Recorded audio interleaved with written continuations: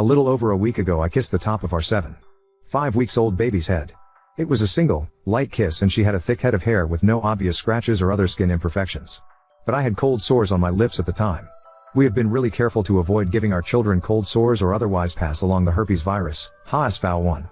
We have maintained a strict no kissing on the lips or face rule between everyone and our children, and I do not kiss my wife on the lips or other regions while I have cold sores. But just a few hours ago our 5 weeks old baby was diagnosed with HSV-1. She developed sores starting from where I kissed the top of her head within 24 to 48 hours of the kiss. We weren't sure what the sores were initially, so we brought her to a walk-in medical clinic for assessment. They took a swab sample for testing and provided a prescription for topical, skin-applied, antibiotics while suggesting the sores could be due to a bacterial infection. But after 48 hours the sores were continuing to grow and spread across the top of her head. So we phoned the clinic and our family doctor, but they still had no test results. They then provided a prescription for oral antibiotics. But after 24 hours the sores were continuing to grow and were now across her forehead. We still had no test results, so my wife took her to our family doctor. But our family doctor did not know the cause of the sores either and suggested we take her to the Children's Hospital Emergency. We took our baby to Children's Emergency that evening. They took a look at the sores and listened to our concerns. They also took swab, blood and urine samples to try to determine the cause of the sores, bacterial or viral, and to determine if it had spread to other organs or systems. They tried to take a sample near the spinal cord as well to check if it was in her central nervous system, but they were unable to collect what they needed due to her small size, 10 pounds, and movement during their attempts. While waiting for the results from the hospital, we were informed that the test results from the walk-in clinic showed only a culture of normal skin bacteria. But the hospital staff told this could be due to them collecting the sample from the surface and not opening up the sore to collect. She was admitted to hospital and started on 4 antiviral and antibiotic medication. After spending 48 hours in the hospital we were informed that she has contracted HSV-1 and that the sores may reoccur in the same region it started originally, top of head, or around the mouth. Different infectious disease doctors gave varying options on where the sores may appear in the future. They told us that she will need at least a week of 4 antiviral as she is too young to take oral antiviral. My mom was infected with HSV-1 when she was in grade 6, likely from her dad, and was hospitalized for a month. Apparently they thought at the time that she would die from it due to the severity of the response. And my older brother and I both were infected with HSV-1 around that same age or younger from our mom, but we have had only recurring cold sores with no other major symptoms. I seem to get cold sores almost exclusively when I have a lack of sleep and thus put stress on the body, leading to a compromised immune system. Now our little girl has them despite our best efforts, and it breaks my heart. We are concerned about it now being easier to spread to our other children, and the possibility of it spreading my wife's breasts, which would affect her ability to breastfeed. Especially concerning if we have more children in the future. And I have found cold sores to be a cause of physical, emotional and social discomfort in my own life, so I am very sorry to have passed it along to my daughter. I had no idea that HSV-1 could be spread through contact with skin. Growing up I only heard of it being through mucous membranes, lip-to-lip kissing, sharing cups and utensils, etc., and a few years ago I read that it could spread to breasts or genitals despite not being HSV-2, genital herpes. Looking it up online now, I am seeing that they suggest not kissing babies under 28 days to avoid causing neonatal herpes. But what I was reading did not make it clear that kissing any part of the baby could spread the virus. The doctor stated it is possible to spread through kissing the top of her head, but prior to diagnosis said he would be surprised if it was HSV-1 because she was not under 28 days, she was 5 weeks at time of kiss. She was full term, healthy weight with no complications during pregnancy or postpartum. According to the info I found online, herpes on an infant or child can have life-changing consequences aside from the sores, such as blindness and brain damage, and can often be fatal. Apparently the majority of the general population likely has herpes, but a lot of people are asymptomatic, i.e., have never had any cold sores. And herpes can be spread within the body or to others whether or not there are sores present at the time, although it makes it more likely to spread to others if there are sores. My wife informed of a case. There is at least one article online from 2008 regarding it, where herpes had spread to an infant and they were hospitalized. But a week after the infant's sores were no longer present, the baby died due to the virus spreading within the body. So I am sitting here in the hospital full of regret over that single kiss, and hoping that she is able to make a full recovery. But I am glad that she did develop visible sores and that I suggested along the way that the sores could be due to herpes, because they were able to diagnose and treat the virus relatively early, which may have prevented it from spreading to other regions of the body. I am also glad that our baby was healthy on seemingly all account prior to this incident, because it would likely affect her worse had there been other compromising factors. And I am hopeful that effective and safe therapeutic and preventative vaccines for the virus will be developed in the near future. I do not want to cause unnecessary or excessive fear among others, but I want to share my experience and raise awareness of the risk. I wish I knew what I do now a couple of weeks ago. I would take back that kiss in a heartbeat. I would like to thank those who have shared their support, information and experiences. I appreciate your kind, constructive words and I hope you are doing well. Smile. I would like to point out the following regarding this post. 1. I am not a medical professional. My username was the first randomly offered username by Reddit and I didn't care to change it at that time. I did not mean to suggest that I am a paramedic. What I am and have been explaining is my current understanding based on my own research and experience and those of others who have shared. 2. Patches and medication may be available to you which can decrease the risk of spreading the virus or showing physical symptoms. It would probably be a good idea to talk to your doctor if having herpes causes you to have sores or seek therapy if it causes you depression. 3. If you are reading this at this point in time, chances are you carry the virus too according to some estimate/research. You often need to be tested specifically for HSV-1 to know whether or not you are a carrier due to the majority of people, babies and adults, being asymptomatic, never experiencing sores. 4. Having sores puts you at a greater risk of transmitting the virus to other people or having it spread to other locations on the body, but a lack of sores does not make those events impossible. And its spreading within the body is common for infants especially when left untreated and can often be fatal. One estimate shows a 25% death rate estimated for the United States currently even YTH treatment, or cause disabilities if it spreads to other organs or the central nervous system. 5. Infants may experience symptoms such as lethargy, exceptionally sleepy or fatigued and sluggish, difficulty breathing, irritability, high or low body temperature, having a larger abdomen size than normal, or seizures when infected with the virus. If an infant experiences these symptoms or what appear to be herpes sores are present, you should contact your doctor or seek emergency services immediately. 6. The virus can be spread through contact with skin on any part of the body, although infection is much more likely to infants, areas with damaged skin or open wounds, and mucous membrane areas, i.e., lips, mouths, breasts, genitals, eyes, noses and ears. 7. The virus can transfer to others without a person touching them directly. Sharing food, drinks, utensils, or otherwise contacting an infected area can transfer the virus. 8. Once infected, the HSV-1 virus remains within the body for life. This may or may not be true for all forms of herpes. 9. Stigma surrounding herpes and its transmission is preventing honest and open transfer of information on the topic. 10. Showing affection for those you love is natural and needed, but should be done in a manner that does not put yourself or them at an increased risk of negative consequences. 11. I kissed my daughter on the hair at the top of her head. She was born with a full head of hair which is still there and she did not have any obvious damage to the skin at that area. 12. I deeply regret kissing my daughter when, as a baby, and where, semi-exposed skin, I did, but I did not know that transmission through skin on any part of the body was possible. My understanding at the time was that active HSV-1 sores can transfer to others when the virus touches lips, breasts or genitals only.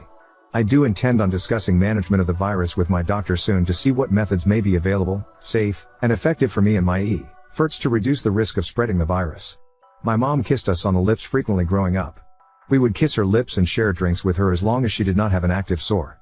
When I was 14 years old or so I told her I did not want to kiss her on the lips anymore. She expressed her sadness regarding these wishes and said that I must not love her anymore. I do not know exactly when or how I was infected.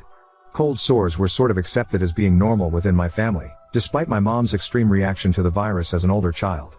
And until recently we had other family members insist that kissing children and babies, including on the lips, is normal and needed and that it isn't a big deal to spread cold sores.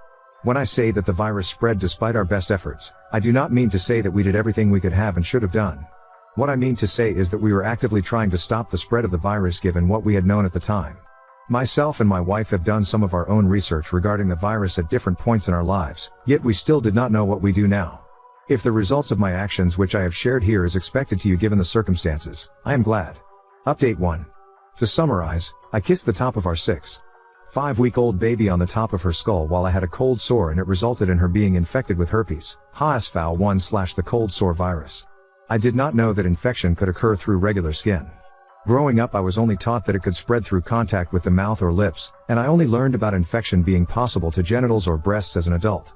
Prior to the kiss, I think I may also have been unaware about the seriousness of infections to babies and was trying to prevent its spread to our children solely based on the discomfort and embarrassment I endured in my own life as a result of developing cold sores. Our daughter was provided with 4 antiviral treatment for 1 week in the hospital before we were discharged.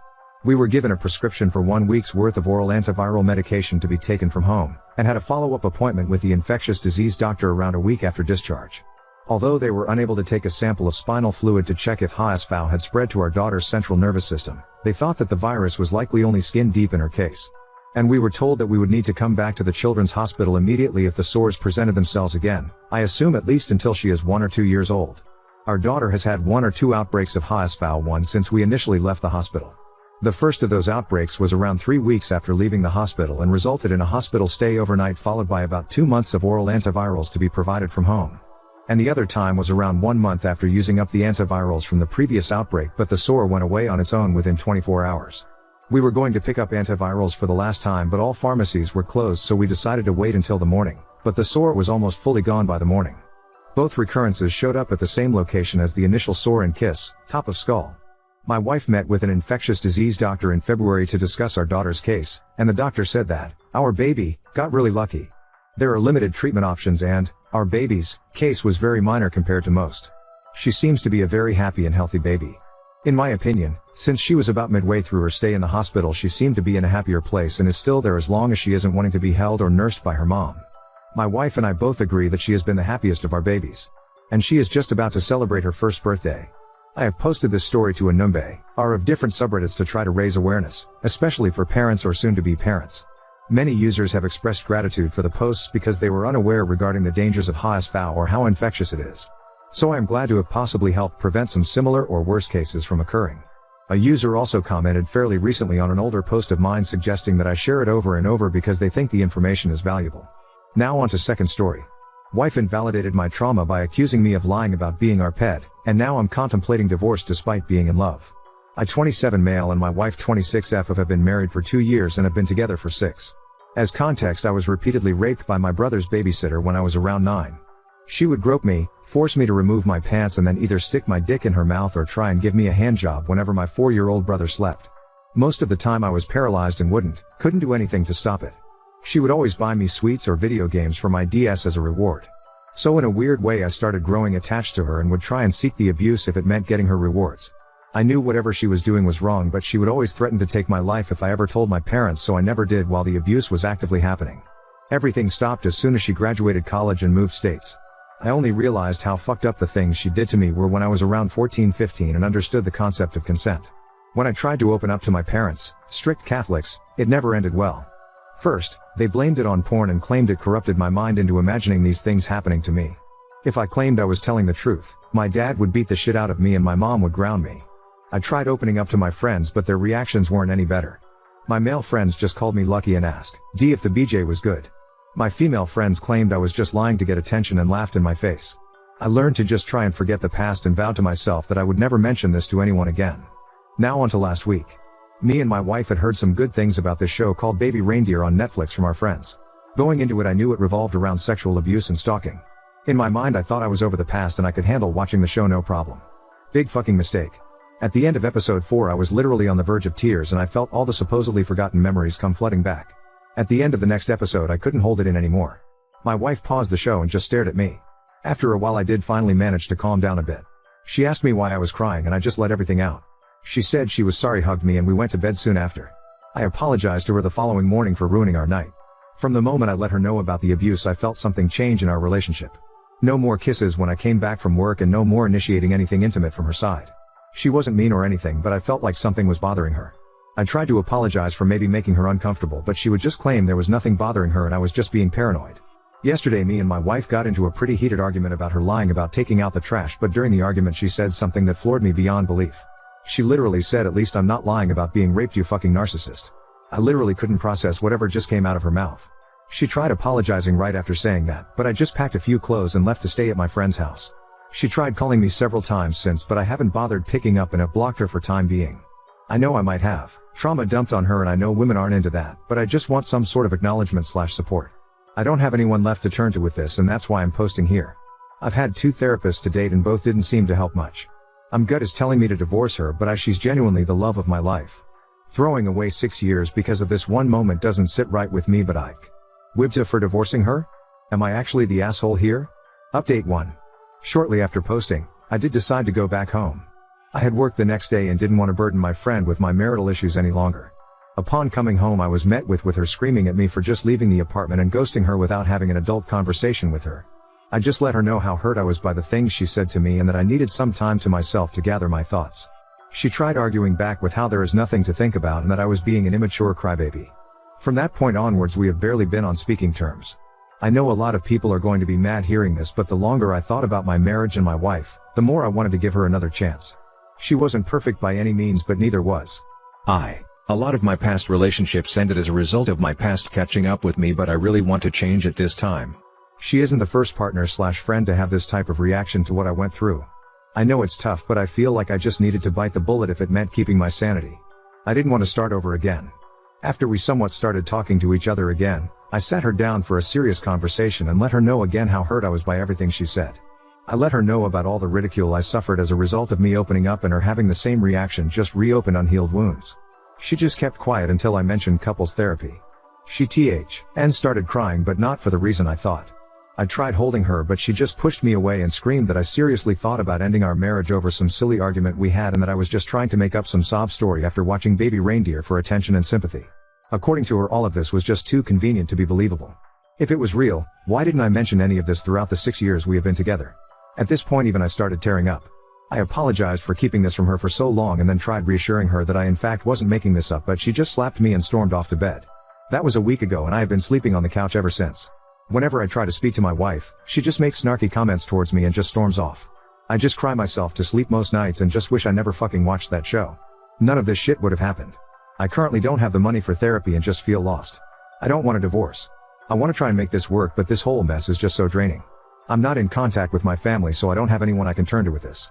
How would you guys move forward in this situation? Update 2. I realized that I was definitely in an abusive relationship, and even though I wanted to make the marriage work, she has shown zero willingness to change her attitude towards what I went through. 2 days after posting my update, I contacted a lawyer and filed for divorce. I gave her plenty of chances and she has time and time shown me that she won't even acknowledge my trauma, let alone show me any form of support. I initially kept everything a secret and slowly started preparing my assets, savings, joint bank accounts, etc. I did finally tell her about me filing for divorce and she didn't take it well. She tried fighting it and claimed I will never find anyone else that's willing to put up with a giant pussy who can't even admit he wanted whatever happened to him. According to her, no woman is willing to put up with an attention-seeking crybaby like myself. I'm not going to lie. What she said got me, and for a brief moment I considered halting the divorce, but after she came home drunk one night and berated me for an hour straight, she snapped me back into reality. I don't know where the woman I fell in love with went, but that wasn't her. Looking back now, she'd given me plants of red flags, but I just ignored them for the sake of being loved for once in my life. For once I wasn't called gay for not being able to have sex when immediately getting into a relationship, wasn't laughed at for having random seizures, etc. I moved out of our apartment after her rant and have been staying at my friend's ever since. After she realized I wasn't coming back anytime soon, she DM'd all my friends claiming that I was an attention whore and was making up some sob story about being raped and that she was the one actually filing for divorce. Not only that, but she also told them that I was physically abusive and according to her they shouldn't hang around a guy that hits women. Most of my friends just immediately called me names, told I failed as a man and blocked me. The friend I'm currently staying with seems to be the only person on my side. I was doing an apprenticeship at a bank and she even started sending them evidence of me abusing her. I have no clue what she wrote to them. I had a meeting with HR on the 20th and they've decided to fire me. I tried fighting it, but they just said that I wasn't worth the hassle. I'm now back doing construction, don't have a proper education and have lost almost all of the people I'm close with. I'm just beyond tired at this point. Not angry, not sad, just numb. I feel like whenever I try and take a step forward, I take 3 steps backwards. Maybe I am just this unlovable and pathetic. Maybe I deserve all that's coming to me.